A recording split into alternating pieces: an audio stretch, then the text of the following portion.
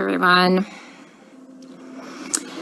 Oh, great goodness. It is 8:42 New York time, and I got to my regular unit, and they took my patient away, my black guy.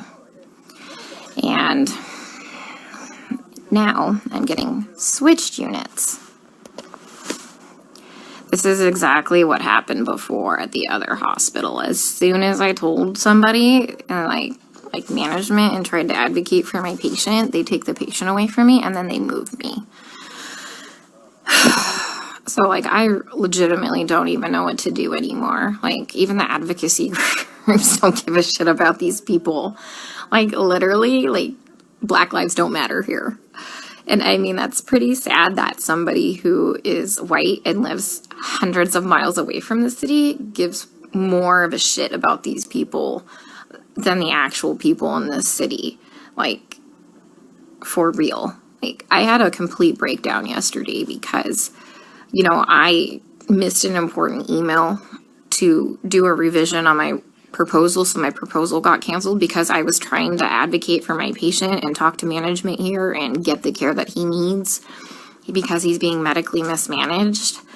And I just had a complete fucking breakdown because, you know what, my entire proposal got canceled because I, you know, wasted my time advocating for a fucking patient who's just gonna die anyway.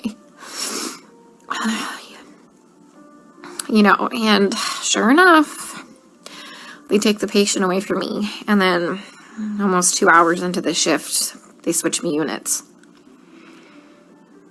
This is exactly what happened at the other hospital when I was advocating for the little Hispanic lady. You know, guys, here's the thing. Let me try and put things into context for you, okay?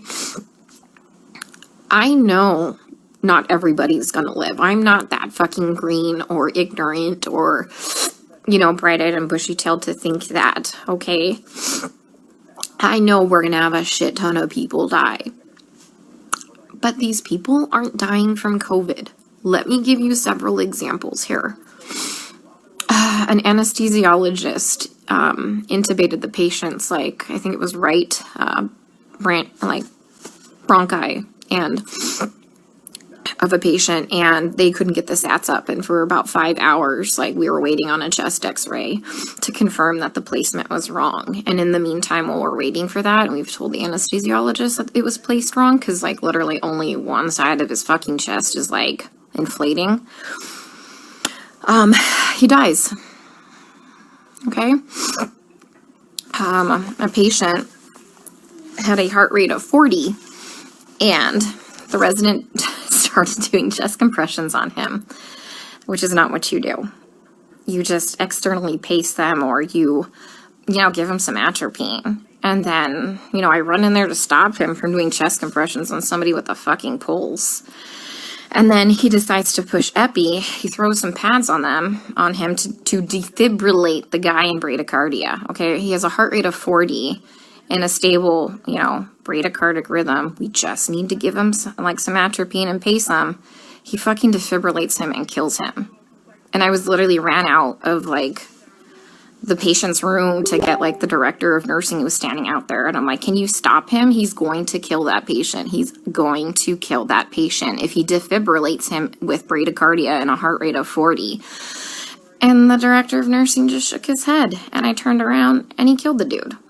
Okay? There was a nurse who placed an NG tube into some guy's lungs and filled his lungs with tube feeding. There was a nurse who confused a long-acting insulin with a short-acting insulin and gave 30 units of a fast-acting insulin and killed the guy.